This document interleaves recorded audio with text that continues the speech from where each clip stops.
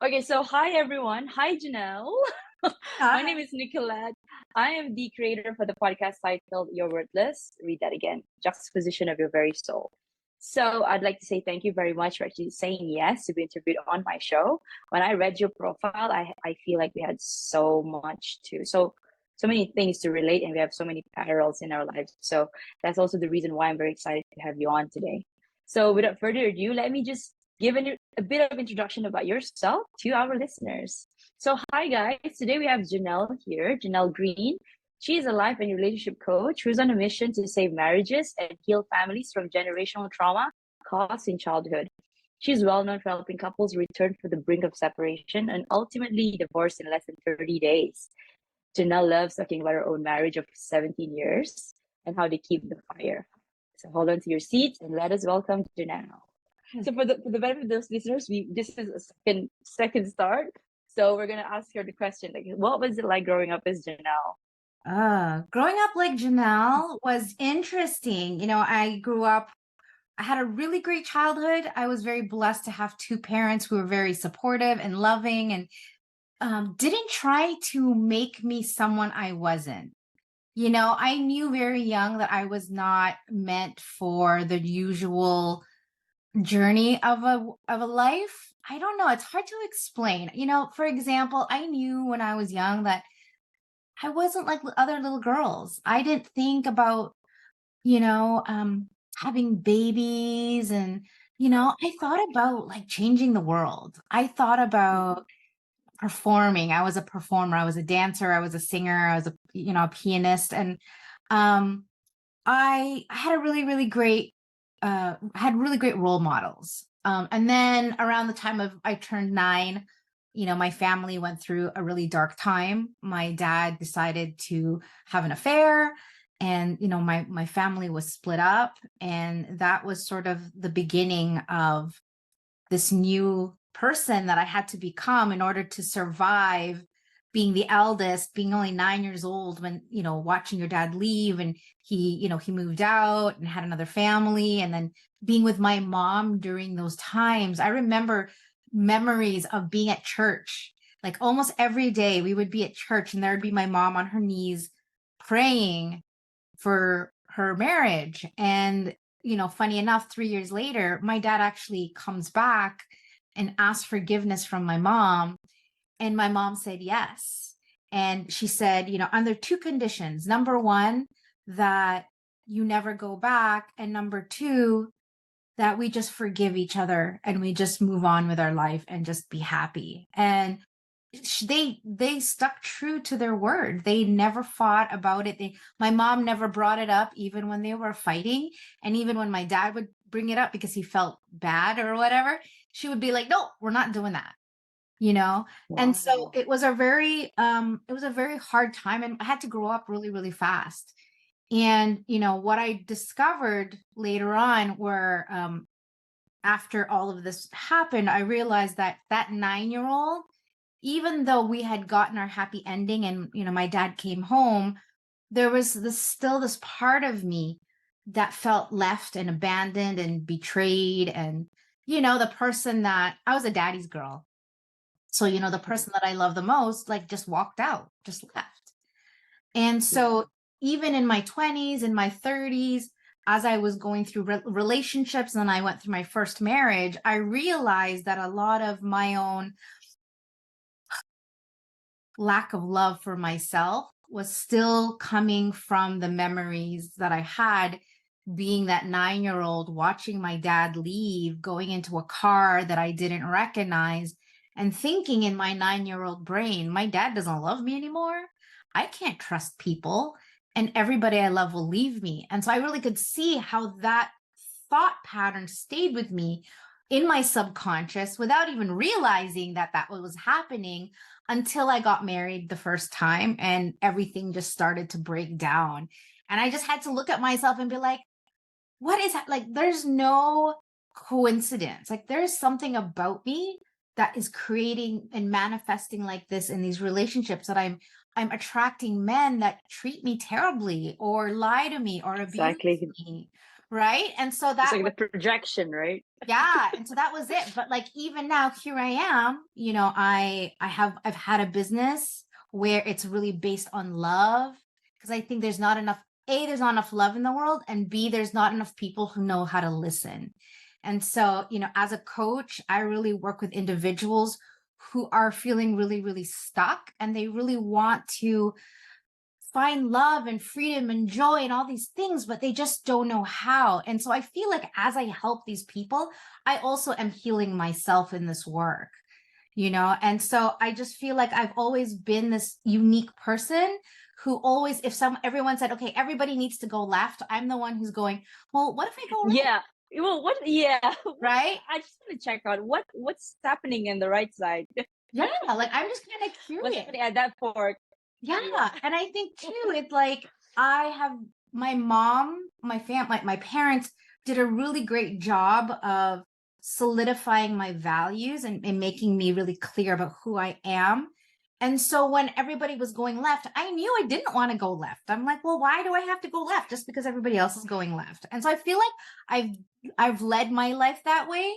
And not to say I haven't hurt people or I haven't made mistakes, but it is authentic to who I am. And I think sometimes when we don't know our value, we don't know who we are, we just follow what everybody else tells us, what everybody else tells us to believe. And I think I've always been a good girl, but in the back, there's this rebel girl who just like wants to do everything backwards because it's way more fun. Watch me. Yeah. And so People say you can't do. There's no way you're doing that. Oh no, watch me and watch me do it twice. yeah, Better the second time. yeah. So can I tell a funny story? Yo, yes, please. Okay. So I'm 5 years old. Okay. I'm 5 years Okay. old. And we find out that the Queen of England is going to be in town. Okay. Okay. So Okay. so at this time, it was 19 in the 80s, early 80s. And my mom worked in a hospital. It was as a hospital that is combined with a university. So it's very big, right? Anyway, so Right. they were building this new wing, and she was going to come to commemorate the opening. And so Right. I was so excited because, you know, I'm a dancer, so I know how to curtsy. So I was like, oh, I'm going to show her my curtsy. She's going to be so impressed. And my mom got tickets, or not tickets, but, you know, heard that she was coming. So we were able to go and see her. So anyway, so we're driving. I remember it was like a cloudy day. I think it was March. And we passed by a grocery store. And I said to my mom, we have to stop and get flowers. The Queen, I'm going to see the Queen. And, you know, and I was watching on TV, right? All the kids, the flowers. And so I was like, that's going to be me. And so Yeah. my mom goes, you're not going to meet the Queen. I said, how do you know? I said, and if I meet her, I have nothing to give her and I'm going to look so bad. So she goes, okay, Oh, fine, fine, that is fine. so sweet. You So so young and innocent. so she goes into the store and she buys the cheapest flowers she can find. I think it was like $2, right? Just like these daisies, because she just wants to shut me up, right? So Yeah. so we get there, and there's this corridor that she's gonna walk through, and there's these pillars, and they put like yellow rope, so that people don't pass. And of course, I'm Yeah. little, so the rope is, you know, above my head at this point. But I'm with my Yeah. mom, I'm with my sister, and I'm with my aunt. And so the security came through, and they're, you know, warning all the parents, make sure your children stay, you know, behind the line. The barrier. Yeah. You know, right. I mean, I didn't hear it. So anyway, so we're You went waiting. exactly the opposite of Yeah. that. So You we're did exactly waiting. the opposite of that. And so all of a sudden I hear the noise and people are like screaming, "Ah!" right? And I was like, okay, she's coming. And I'm tiny. So I'm like jumping up and trying to see behind the people. And I could hear it and I could see her legs underneath going through. And Oh, I it was knew not she a was, procession. it was like a She's procession. outside. Yeah. Oh, okay. So Oh, we're okay. all, yeah. So Okay. we're all just yelling outside. And I knew she was passing because I can see everybody's head moving, right? Like she's passing. Right. Like I remember, I remember having this thought, like, oh my gosh, I'm missing my chance. I'm gonna miss her. This is my yes. I'm It's the never gonna opportunity have of a this chance lifetime. again. So I remember having this thought, Good, like, that's do I right. go? Do I stay? Like, and I was just like, Yes, and I just like you I win ran after for her, sure. and and all of us, there's like 30 people in her entourage, like police, RCMP, her people, right? And they all turn around and then they're like chasing me down this thing. And so she turns around and she sees me and she tells everybody to kind of just, relax. So Stop. she comes back to where I'm standing. I'm just standing where my mom is. So just like maybe 5 feet from the rope. And so she comes, The yell, yeah. yeah. So she comes back to me. Imagine my mom. She's just holding the camera, like, huh, huh. She can't even take a picture. She's like, what is So happening you got right now? so you So anyway, so she comes. so you got the Queen of England to stand right in front of you, in front of your mom, and she froze. She I would froze. froze too. I would And freeze as so well. and so she comes over and she just looks down at me and she goes, hello. She goes, are these for me? Are these flowers for me? And I said, yes, Your Majesty. And I did my little curtsy. See? Demo. Oh gosh. Oh my goodness. And then someone took a picture. Oh, this is a big. I'm gonna wait. Can I? I'm gonna screenshot. Oh, beautiful. That is You me. are so Jeanell. That is once in a lifetime experience. I am so happy for you. Oh my god! Congratulations. Thank you. But when she died, I had this in my garage for 20 years. I don't know. But when she died, I remembered and I went to go look for it and I found it. And I've kept it in my office because when people ask me, who do I want to be when I grow up? I want to be that little 5-year-old who didn't give a shit and Shit. just Yes. like went for it, just was like fearless, relentless, and just she went for it. And I feel like when I go for things, I always succeed, but there's always this part of me that holds me back that says, who do you think you are? Or says, you don't deserve that. Like I want to impact 10 million lives before I die. And there's this part of me that says, of course you can, Jeanell. And then there's this other part of me that says, on drugs, right? What makes you think you're going to do that? And so, I love the title of this podcast because I feel like that's a lot of the conversations we have is around worthiness. I'm not worthy to have this amazing marriage. I'm not worthy to be happy. I'm not worthy to help so many people. And what I'm discovering is like, well, what if it's not about being worthy? What if it was just a commitment that we had in the world? And who cares if we're worthy or not? Like, why do we need to wait until we're quote unquote worthy or ready or deserving to do the things and to go after the things and to open our heart in ways that we want to? Like, what are we waiting for? Because we're never going to get there. It's like saying, well, I'm going to wait till I'm perfect. Well, you're going to die before you're perfect. Yeah. You see, I mean, the first introduction, even it's like the whole gist of our topic today. Like, I don't know, this affiliation that I sense with you whenever now that you spoke about a lot of your life experiences, but I could relate so much. Like, I'm a person since I was a kid. I I'm the eldest too. So my dad has always been very big on asking me and my sister to study. Okay, so that's like, okay, you gotta study this, you gotta study that. But I always had my own ways of, okay, as long as I'm fulfilling whatever that he wants, but I want to be able to do it my way. And that school of thought has not it wasn't always walk in the park. I got into trouble as well, but I don't think I would want to ever change anything that has happened. So yes, Yeah. I I mean, I definitely went through that too, with like going through like, we're Catholic, and a exactly. Okay, so divorce is a big I no-no. And okay, I wanna yeah. My question to you, actually, the second one is like, what happened in your marriage that actually led to the divorce? If you're willing to share your story, your first marriage. yeah, you know, hindsight is always 2020.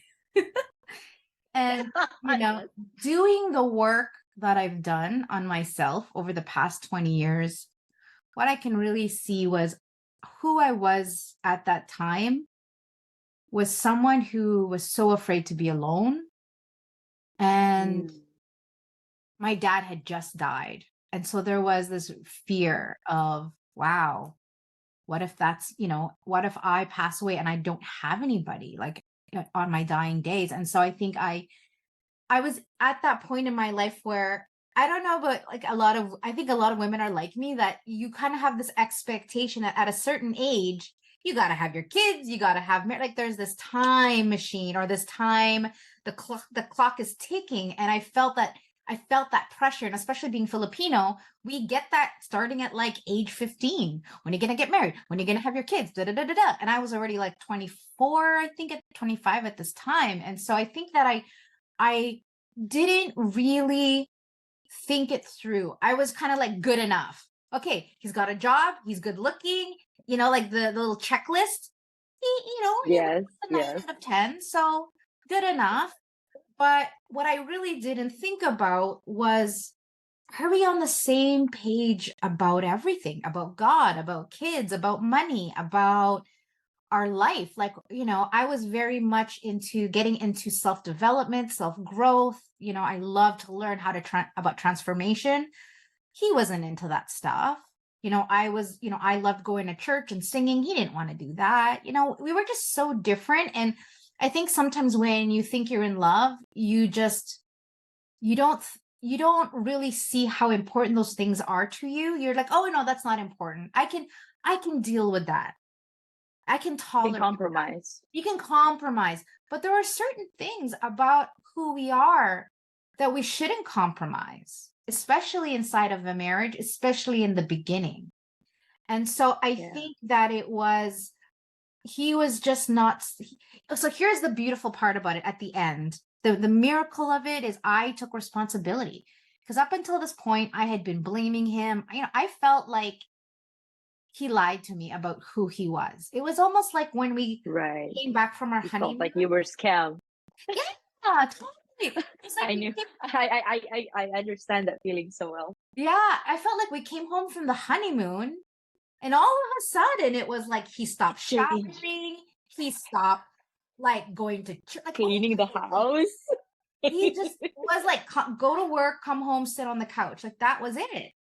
And so I was like, this Yeah. is not what I signed up for.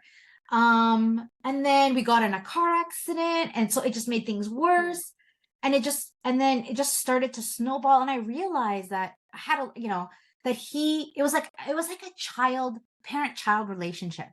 Like I'm the Oh my one telling him, go take a God. shower, go take a That is shower, please take a so shower, you smell, you know? And I just, like, that's not what I wanted. But anyway, where I was, don't go my yeah. tangent. But at the end, I really was able to do the work, to look within, to take responsibility for my part, for my choice in marrying this person. Yeah. And I was able just Yeah. to say to him, listen, I have not been a great wife to you. I've been very judgmental. And you know what?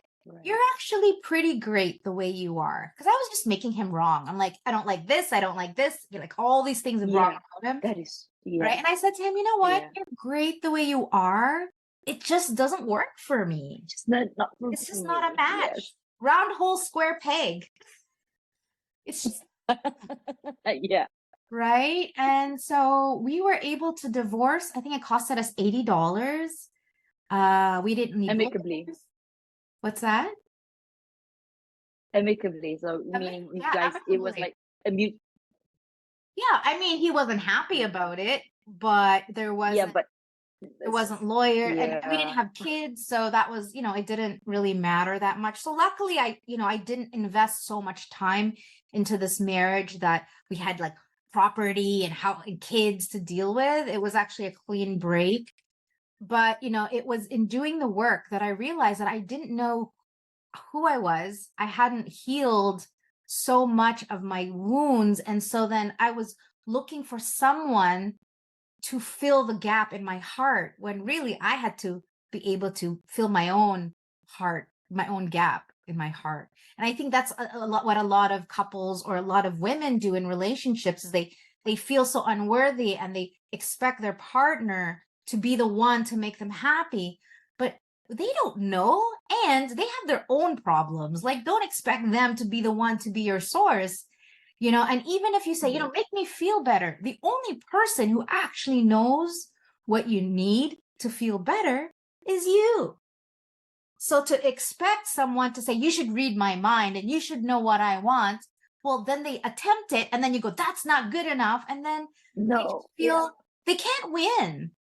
Right. So I think that's, part of if anyone here is listening and having, relationship issues, this is the thing is that we have to stop blaming other people for how they are. That's just how they are.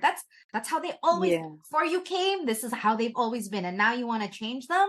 And that's what I saw about my first marriage too, is I wanted him, I could see the potential, but what I was living into was the potential, not the person. Exactly. It's like the thing that you could actually change them because you see so much potential in them, and then once you're in it, you'll see themselves. So no matter how much effort you put in, if they do not want to move, you're just not in a position to do that. And if they ever so believe they will and can change, it is up to them. You may not even be in their life anymore at that point, and it's okay. And I think when you're in that party, in that partnership, you, as the one realizing all of that, maybe I would say the one that's mature enough. I wouldn't say the other party wasn't mature, but if you're already realizing that point, it's okay to forgive ourselves that, okay, we compromised from the start, but it's all right for us to acknowledge that and actually forgive ourselves and move on and try to open up our heart again to love. I think that's the difficult part where because my story was very much similar to yours. I got married when I was 26 and he was 24, so that was pretty young. It was like a passionate few months, and then 3 months after he proposed, and me being like, I said, oh, okay, maybe this was it. What if nobody else want to propose to me? I'm gonna be left out. Like, okay, this is it. And I settled. Although there were red flags in the start, like people around me were saying, Nicolette, are you sure? Again, now applied my thing within me, that the rebel that says, okay, you're questioning my choices right now. Let me prove it to you. So I had a taste of my own medicine. And then but I went through I got divorced in 2019. So I had to heal from that, and it was a difficult journey, but I'm glad to say that I think I'm on the other side already, and I've just started dating again. So it feels really, whatever you said about opening up your heart, just allowing love, that's exactly it. That's exactly. I don't know how else to explain it. It's just, maybe you articulate it better, but we first need to we need to heal and forgive. And I before I talk about my husband, because I really want to acknowledge my amazing partner, I really want to talk about forgiveness, because this is something that I am really passionate about. I'm actually doing an event, shame plug, doing an event October 25th, and I'm going to be more about no, yes, please do. I'm doing a free event around forgiveness, because I realize that forgiveness is required to be happy, to be in love, is to forgive. We cannot we cannot have peace and love and joy and all these things unless we understand forgiveness. The problem is most of us don't actually understand what forgiveness actually is. And to be honest, I don't think I really understood it truly until I started to become a coach. Now, most people think forgiveness is just forget about it. Or they think forgiveness is, well, someone has to say sorry to you, and then you can choose if you're going to forgive them, and then you have to let them back into your life. And that's actually not what forgiveness is. What forgiveness truly is actually us forgiving ourselves for hurting ourselves because of someone. And so in order to forgive ourselves, we don't need anybody else to tell us that. We just have to say, hey, you know what? Self, I'm sorry for putting you through that. Like when I think about my dad, like I have to forgive that girl, that little girl, right? For feeling the way she did, because she didn't mean to. It was just what happened. Know any better other than I have to forgive myself for getting into a marriage and hurting that person. But my point is, it's something that we give to ourselves. And so the beauty of that, it's like putting ourselves in our own prison, and we have the key. Like we can actually get out of this jail that we put ourselves, but because we don't understand what forgiveness actually is, and that it is the pathway to freedom, and it is the pathway to joy, we insist on staying stuck. And then we want to blame everybody, but we're the one who put ourselves in this emotional jail. They were just doing what they thought was right. And maybe they didn't think it was right. Maybe they were just being a jerk, but it has nothing to do with you. That's them. That is their karma. That is their path. That is their life. That is their choice. But then the problem is we take it like so personally. He left me. He cheated on me. He hurt me. Well, consider he actually is hurting himself. And I think when we can have compassion for each other, compassion for the other person and ourselves, then we can actually let go and not let the past come into our future and repeat itself. So I really wanted to just bring that version of us before. And so every night, I try to do this exercise where I think about what I need to let go of.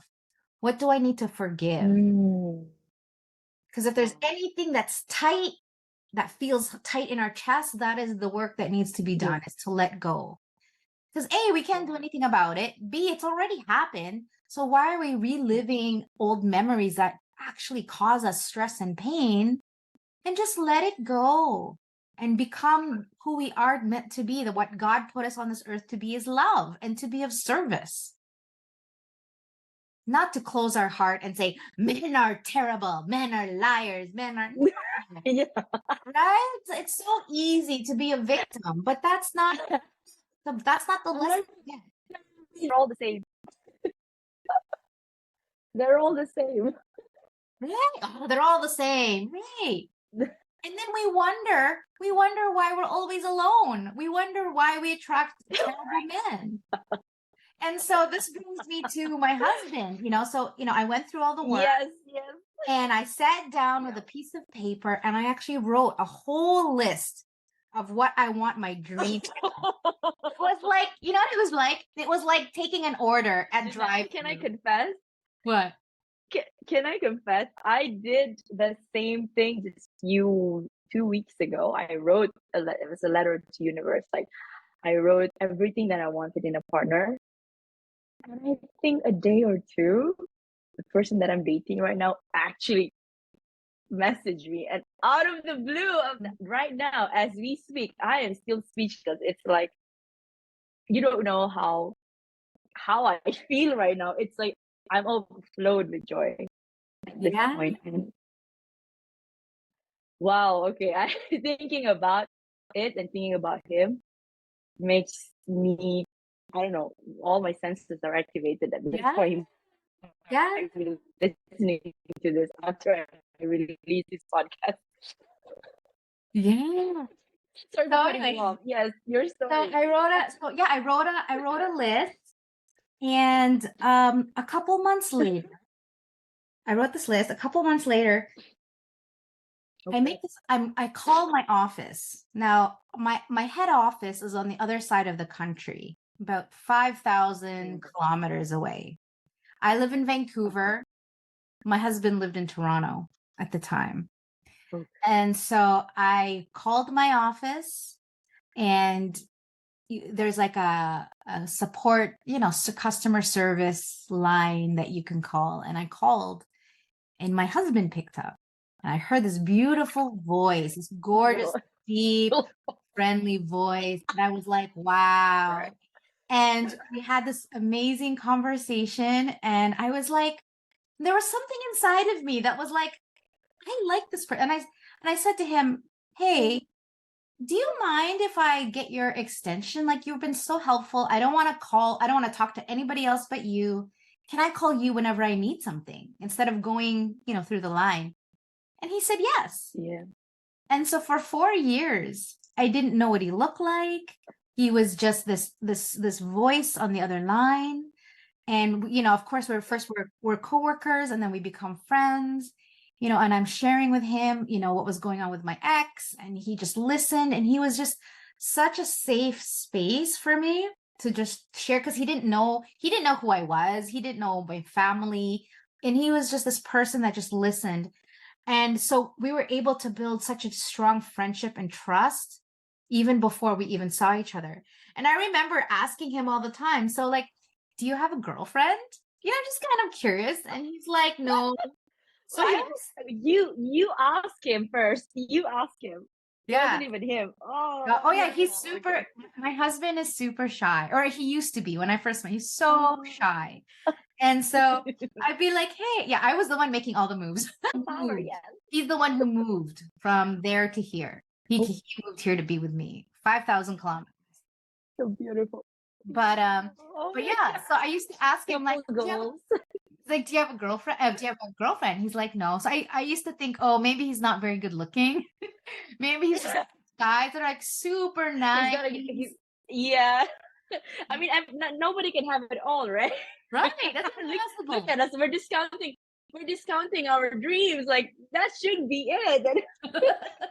Okay. Yeah. And then how does he look like? Like, explain to me, please. I'm so intrigued. Well, so my husband is gorgeous. And he is 6'1". He's 6'1", just over a little bit over 200 pounds. He works out every day. His mother is from the Caribbean. His father is Caucasian, so he's a mix. And he's also got Portuguese blood. Girl, Jeanell, you scared. He is wonderful. I was like, do I have any pictures of him around here? But I don't. But he's romantic. He is chivalrous. He's one of those men that he would, we would have 12 bags of groceries to bring into the house. And he would say, honey, no. You go upstairs, go relax. I'll take care of it. And I'd say, no, honey, there's so many bags. Let me help you. He says, honey, you're too pretty. Just go in. I'm like, oh, I'm too pretty. Okay. He's just, and how we actually fell in love was that a few years later, we were working together. He got laid off. And so we're like, okay, we're not going to talk anymore. Well, we said, well, give me your email. Like, we'll keep in touch. I didn't think anything of it. Anyway, we started chatting on oh yeah, I saw a picture of him and I was like, oh my God, he's good looking. Okay, good. So, okay, I'm gonna have to do something about it. Yeah. So anyway, but he gets laid off. And so we started talking on the webcam. And I was just he was asking me about because we're both musicians. So he's asking me what music I listen to. And I was telling him at the time, this is almost 20 years ago, I was really into John Mayer at that time. And I still am. I still really like John Mayer. Anyway, one day he comes on the camera with his guitar and plays me and sings for me My favorite John Mayer song. I have goosebumps, Jeanell. And that This was is when so I was sweet. like, What am I taking? oh boy, I'm in trouble. But Oh gosh, it yeah. was yeah, we both love music. We play music together. We have a music studio in our house. We sing at church every week together. He plays guitar and I sing, and we live stream. So if you guys want to hear me and him perform, we're on YouTube. He, Yes. my mom loves him. I love his parents. Me and his sister are like best friend. Like Best friend.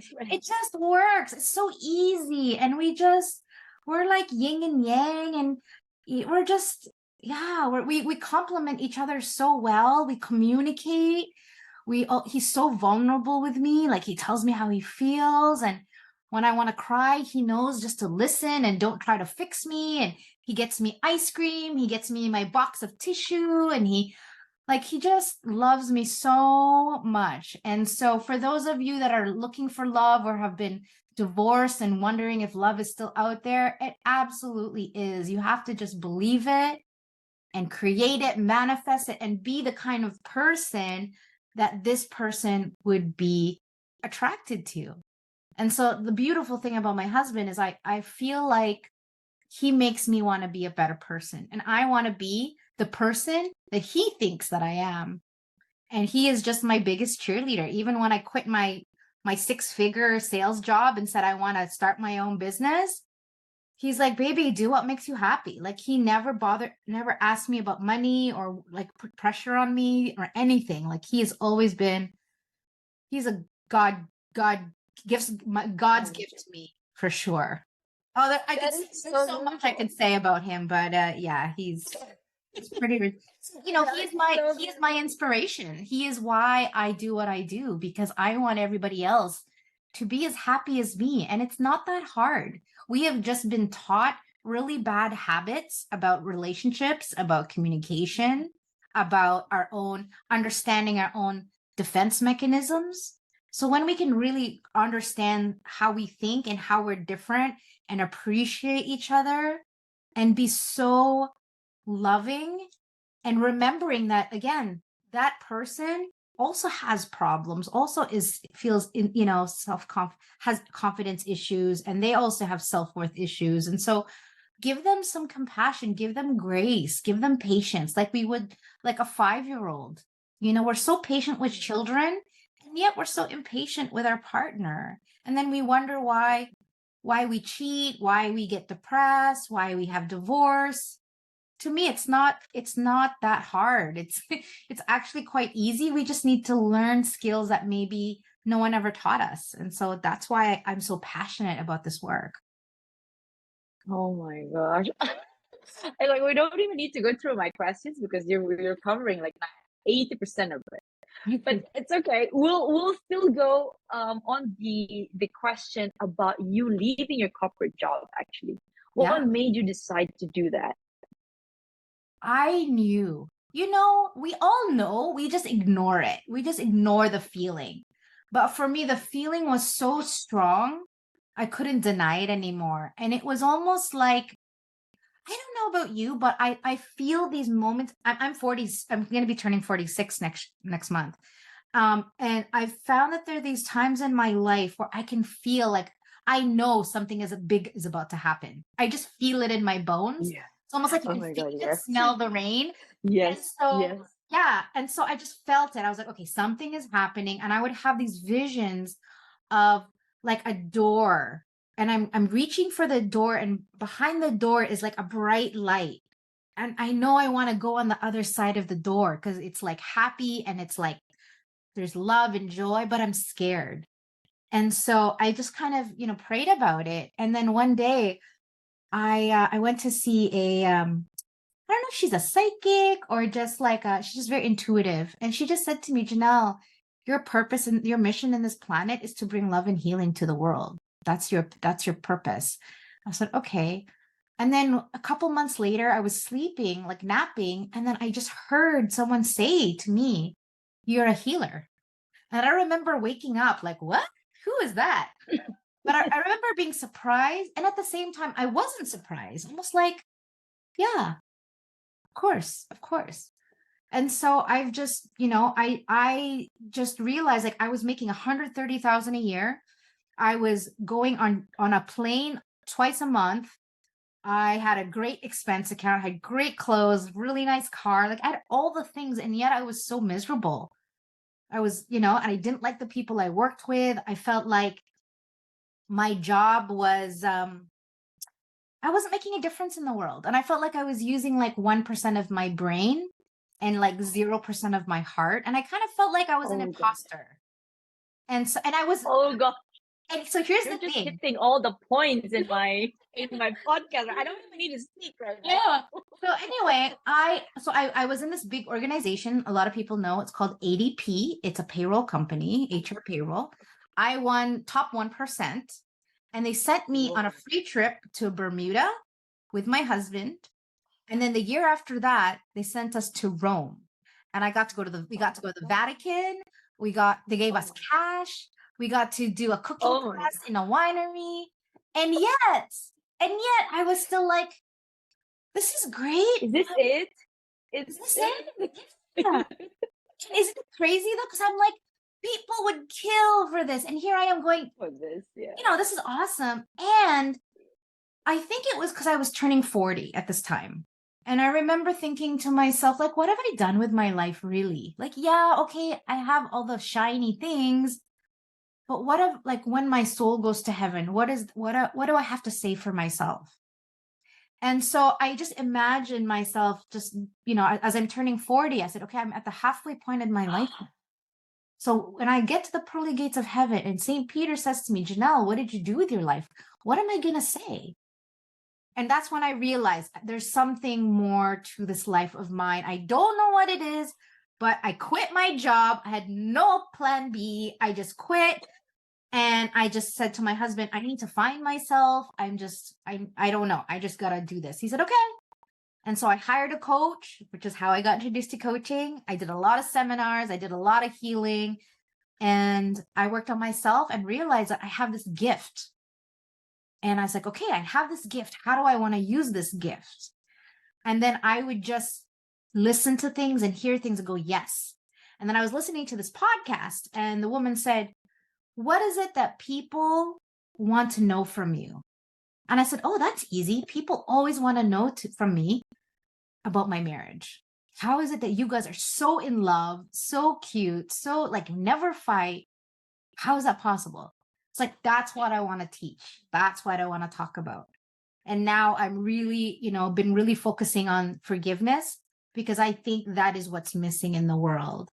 And that's why I really want to, be on these podcasts are so important because I feel like I have such a powerful message that people need to hear and that there are some truths that people don't want to hear, but they need to hear it in order to transform their life, to have the life that they know they want.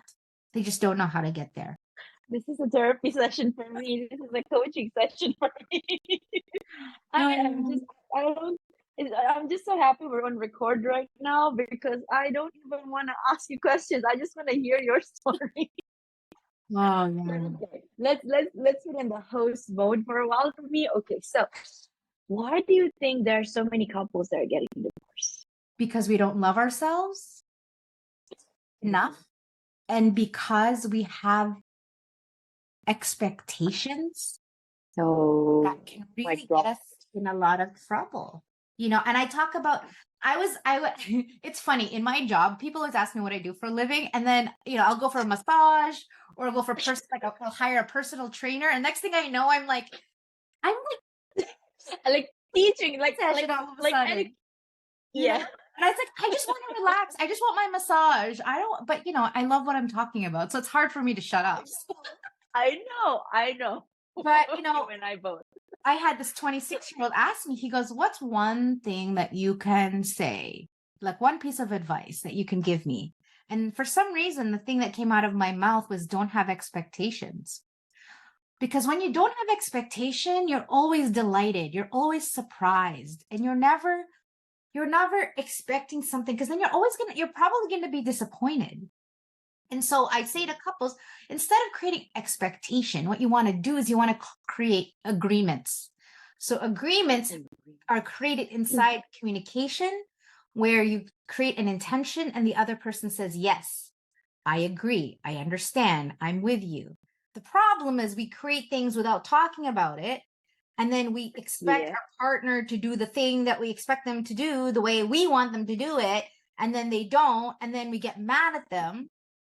And then all of a sudden our partner is now scared and they have no confidence. So they don't want to do anything because every time they do something, they do it wrong. And then we You're gonna get into that. And so we're like stuck in this vicious circle or vicious cycle. Of blame and not enough. But what I've learned as a coach is that when we feel our partner is not enough, we often also don't feel enough in ourselves. And so we mirror that not enoughness to other people, and they're never enough because we're never enough. We're never enough. Therefore, they are never enough. I love you. I can feel we're besties. Oh my god, if I ever go to Vancouver, I'm gonna have to look for you. You should look me up for sure. Yeah. Okay, so how do we a few more questions before we wrap up because I don't want to take a lot more of your time. I know it's night time on your side. Yeah, it's how almost 10 p.m. here. I'm so sorry. Okay, we're just gonna wrap this up very quickly. How can we stop generational trauma from happening and keep more families together? Ooh, that's a really great question. Generational trauma always starts from the parents. So as parents, we, especially when two people are having they're really struggling in their relationship, they don't realize that their energy, their words, their behavior is being absorbed by the little people that watch you. You are their teacher. Yeah, look at what you are teaching your children. And don't, one of the most things one of the things I'm so grateful for my mom is my mom never told us how to behave. She always showed us. There's so many people that say, say as I do, but don't do as I say. Is that how it goes? Say, don't. Yeah. Yeah. So they're like being hypocritical, right? And so I think we send conflicting messages to our children. And so I think in order to heal that, we need to stop putting our own fears and beliefs onto our children, at least to a point. Of course, that's our job as parents, is to, give them the wisdom. But sometimes we put so much pressure and so much fear into our children that as they grow older, they can't think for themselves. They're so stuck in this old way of thinking, and they don't even know who they are because we've taught them not to trust their own intuition. So they're looking out to the world to say, validate me, tell me I'm doing right, tell me I'm good enough. Yeah. When really that all needs to happen within ourselves. Speechless. That's me when when I am speechless. That's I don't even have anything to that. So listeners, please look for Jeanell Greene. Do you have Instagram? I do. Or LinkedIn or YouTube? Yeah, I'm on Instagram. I'm on Save Our Marriage. I have TikTok, Marriage Rocks. I'm on Facebook. Yeah, we'll definitely exchange that details, because in Podmatch I tried looking up your Instagram, but it's not there. But never mind, we'll do that after the interview. So okay, 4 more questions. Quick one. Self-worth. So I'm gonna pivot this to we have been talking about the essence of this podcast. So pivotal question related to this. Self-worth is often tied to achievements and accomplishments. How can individuals maintain a strong sense of self-worth even during challenging times or when faced with failures? Oh, this is such a great question, because I am such an overachiever, and that has been right. Yeah. I skipped grade 2. I was like top Oh, really? Well, class. Even Royal Conservatory of Music, I had like the highest score. So it's always been my strength. And as an right. entrepreneur, of course, like majority of my life is all about failure, especially in that first few years as I figure out my stuff. And one thing that I've had to learn is to love myself even when there's no accomplishment attached to it. And the best way that Mm, I can access that, because it's so foreign, right? It's such a foreign concept. But the best way that I can access that is I think about our children. Do children mm, have to go to work or produce anything to be loved? No, no, they're just them, and we love them just the way they are. we And are. so, Yeah, what if we love ourselves like that's that? Like, we don't have to produce. I mean, yeah, of course, we need to pay the bills. But what if we could just love ourselves just because we're just so great, and true. that God has chosen us in this moment in time to do the work that we're meant to do right now. I think the goal is just to know that what we're doing isn't, we're not wasting our life just doing something that makes no difference, you know? And so I think, yeah, I think that we all need to learn how to love ourselves even when there isn't a reason, right? It's almost like the being. It's like there's like the be do have, right? People think, okay, I need to do the thing to have the thing so that I can be happy. And that's actually backwards. You actually start with be happy so you can do the thing you need to do so that you can have the thing you want to have. And that's a really hard one because we're so trained to look outside to the world. Okay, I'm happy because it's sunny. I'm happy because I have money in the bank. I'm happy because something something. Well, what if we could just be happy because we choose to be happy? Just be happy just because. I'm happy to be having this conversation with you. I am truly, truly ecstatic right now. I'm so grateful. Well, now you have a recording and anybody can listen to it anytime. Henri, What's your heart's greatest wish? to transform 10 million lives before I die. I have the husband, I have the business, I have the family, I have. Ugh. Sometimes I forget how amazing my life is because I'm so committed. Like, I'm like, right? I'm getting ready for my workshop in 2 weeks. I'm like, I'm like going up the mountain. I'm climbing the mountain and I'm sweating and I forget to stop sometimes and just look around and be like, wow, Wow.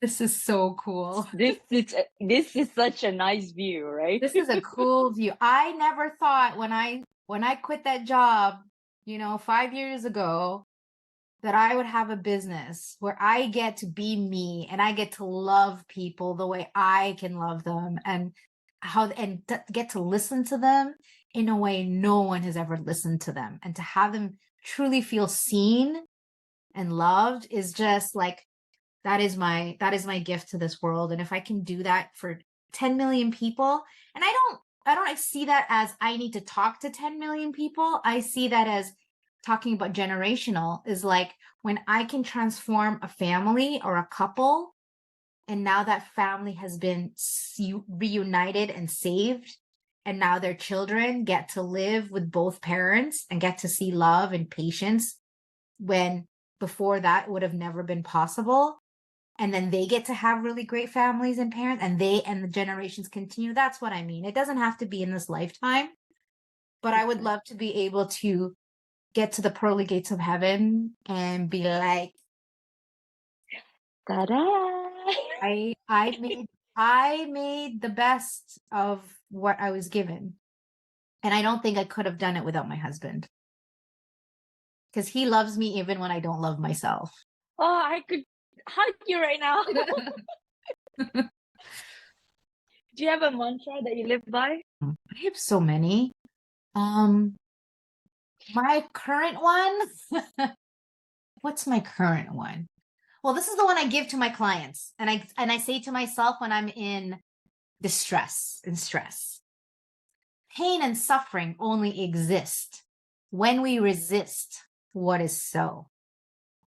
Which means is like, the world spins. There's no problem in the world. We create problem inside of our mind. And so when we are resisting something, the world shouldn't be this way. My body shouldn't be this way. My husband shouldn't be this way. My kids shouldn't be, all that resistance. That is what creates pain and the suffering. And so we have to learn to let go. We have to learn to accept. We have to learn to trust. We have to learn to surrender. We have to learn to forgive. I feel like we can't be happy unless we are willing to do those things. And it's hard. Love is hard. Love is scary. Fear takes over our hearts, and we have to focus on the love, and rather than the scarcity, because scarcity makes us close. Love makes us open. And so I think pain and suffering only exists when you resist what's so. Let go. That is probably the one line that all my clients will tell you that I say all the time. But for me right now, I'm just playing with the idea that life is fun and easy. Yes. Life is fun and easy. I have come to believe that too. Because life is great. Life is beautiful. When we can vibrate at life is fun and easy, even when crappy things happen, yes, it's like, it's okay. Yeah, I'll take it easy. Take it easy. This is fun. Yeah, it's fine. Everything's cool, right? But when we have it like life is hard, then we look at every little tiny thing. Oh my God. Yeah. I don't have hot water. Like we cry about every little thing, and then we just reiterate that life is hard. Okay, last question. If you could create a quote right now for you to leave to the audience listening and the world as your legacy, what would it be? Do you have another one? Love is worth it. I can tell you have impacted me. So I'm in that 10 million right now. Your statistics. Hey, now it's just 9,999,000. No, you probably already, maybe it's already 10 million. Ooh, no, hang on. Maybe it's already a few 100,000. You don't know. People, yeah. I'm going to publish this, and then people are this is going to blow up. That's why I'm doing podcasts, because I'm like, and it's cool. Like when I see on TikTok and I see like, there's like thousands of people and they're sharing it. I'm like, yes, this is my mission in the world, and I love it. And I want to really create a life that is fun and play and work, and the fact that you can't tell the difference is my goal. Can I say I love you? I love you, Jeanell. It's so nice. I'm glad that you got I'm glad you got some stuff for me today. That's what I'm here for. That's what I'm here for. I'm here to spread the love, because our world is in trouble. Our families are in trouble. Yeah. So whatever we can do to save another life, to save another family, to save another family from divorce, right? That these children are they're our legacy. And if we don't take care of them, they're gonna, I don't know what's gonna happen. It's scary to think about it, to be honest. From the things that I see, I have had clients who tell me that their 10-year-old daughter has decided she never wants to get married at 10 years old because of what she sees. You've got work to do. You've got work to do. I have work to do as well. I'm going to spread this to as many people as I can, and I'm going to tap on my own gift to be able to share this to as many people as I can as well. Jeanell, you have been so inspirational, and I love you for that. Thank you so much for coming on to this show, and I would love to invite you over for another topic next time. Anytime. And definitely, for sure, if I do head over to Vancouver, let's keep in touch. Let's meet up. Absolutely. I would love that, actually. Thank you. And thank you for being such a great host. And this was a lot of fun. And I've actually talked about a lot of stuff here that I've never talked about, which is always really great, because sometimes I feel like I kind of, the same questions come about. And so there were a couple that you gave me that were like, I've never been asked that before. This is great. And it kind of makes me think. Really? So really, I'm happy. I'm happy. Thank you, Janelle, for your time. You keep doing what you do. You're doing such beautiful and great work. You're you're one of my role models now. Thank you so much. I appreciate you. Yeah. So okay, I guess this is it. We're gonna wrap up our interview. Good evening to you, Janelle. So I'll see you soon. So the recording, will you be able to share it to me? Absolutely. I will send it